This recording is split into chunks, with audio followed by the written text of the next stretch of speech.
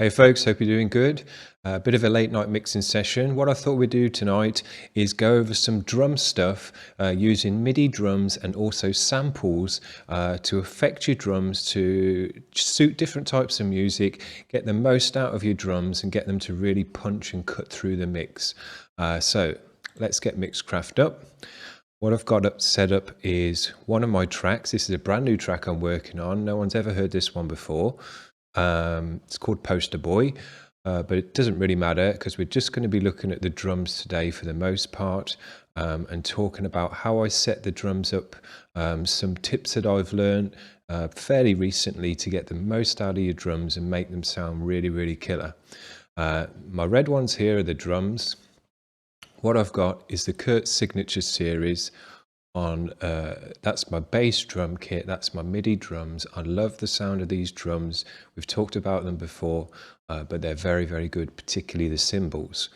So I don't do anything extra with the cymbals. All I do is stuff with the snare, the bass drum and the toms, because that helps them cut through the mix more. The cymbals I'm more than happy with already. They're great washy cymbals. They create a real big backwash in my music, which is what I like. So all I need to do is affect the toms and the drums basically. So how do we do that? Well, we've set up our MIDI pattern for the drums, and if I just mute the extra drums, this is what it sounds like with just the Kurt Signature series MIDI drums. Now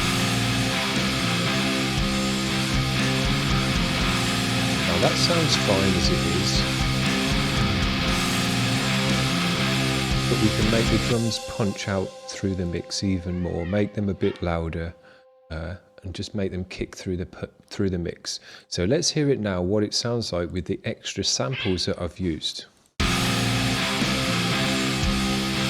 should notice the snare and the kick really punch through now. There's not a lot of tom stuff in yet, but yeah. It sounds much punchier, much louder. It sits in the mix just that bit nicer. So how do we do that? Well, what I've got set up here, and I don't know if other DAWs come with it, but you can get it free otherwise. What this is just a sampler, and this just triggers samples to the MIDI pattern. You put it on different notes, and what I've done here is I've set the way that the Kurt Signature series is set out on the keyboard for each drum hit. You just set it up the same in here. You see these are all the different notes. You just set it up, so I've got my kick, snare, toms, and they're just on the different keys that are the same keys as in the Kurt Signature series, or whatever it is. If you're using Easy Drummer, Superior Drummer, whatever it is, they'll be all set up on different keys, and you just set this up the same way. So if we go into our kick, what I've got, and what this lets me do is just load in a sample. You can do some After Effects to it after that, but it's just a way of triggering samples. Now what I've got here for kicks is I've got a massive amount of kicks.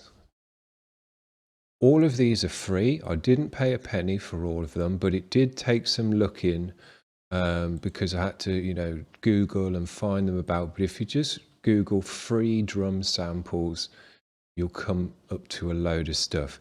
Now this is my sound files folder, and as you can see, let me just make it a bit bigger.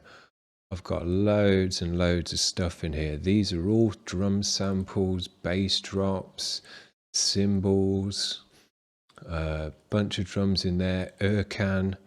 It's got tons of stuff. If you Google Urcan drums, you'll come up with a load of stuff.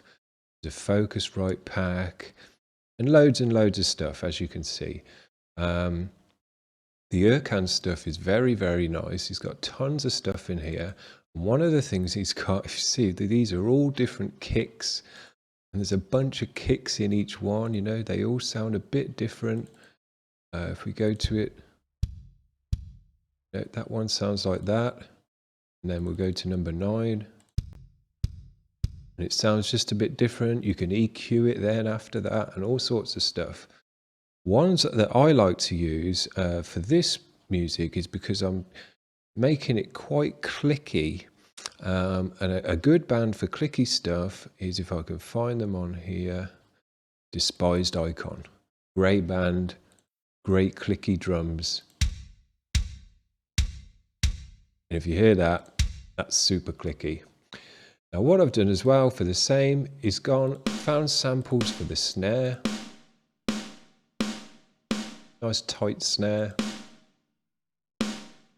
That's the snare as well. Nice reverby floor toms. And what you want to do with the toms as well is, if you can see there's a pan button here, you want to pan those, high tom, you know, and then down to the floor. So you pan it across like that. So when you're doing a roll on the toms, it goes across your ears. It sounds very cool. So yeah, we got our toms set up, nice reverby toms. So what you do then is you just make another line with your extra kick, is what I call it. And then you just copy and paste. Like if I just delete this now, it's exactly the same.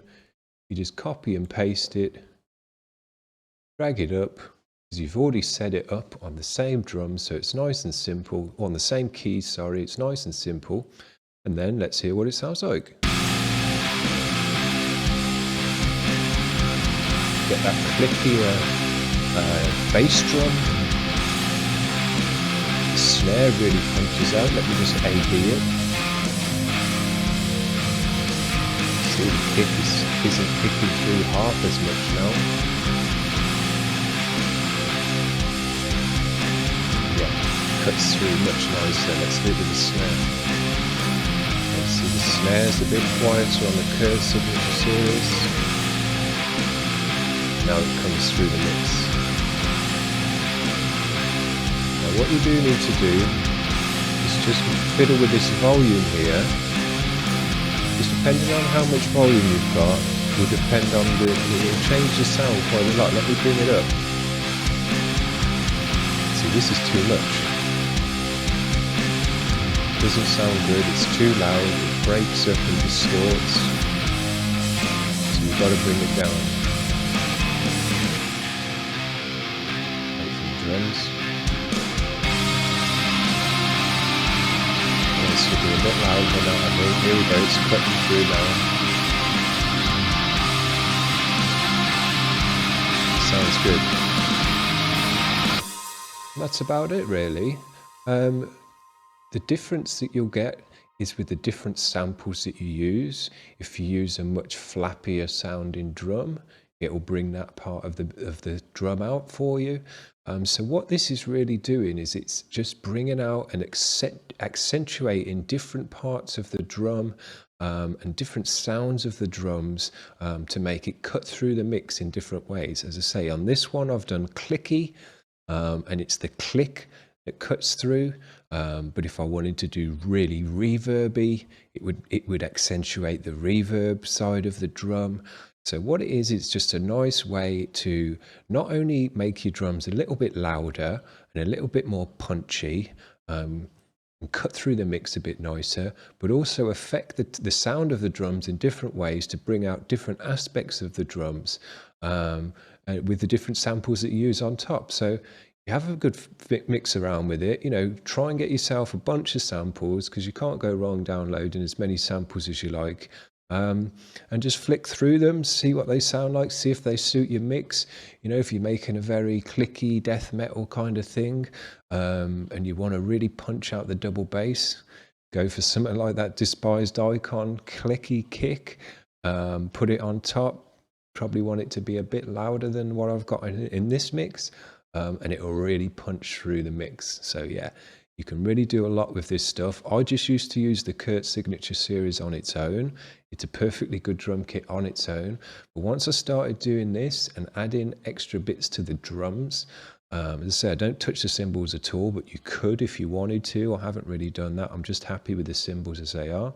But yeah, I'm really happy that I've started to do this now, because my drums not only punch through a lot better through the mix, but I can tune them differently for how I want them to sound on each different track. So yeah, it's very nice, very versatile. So I hope that's useful for you guys. Bit of drums tonight, no guitars. See you around. Bye.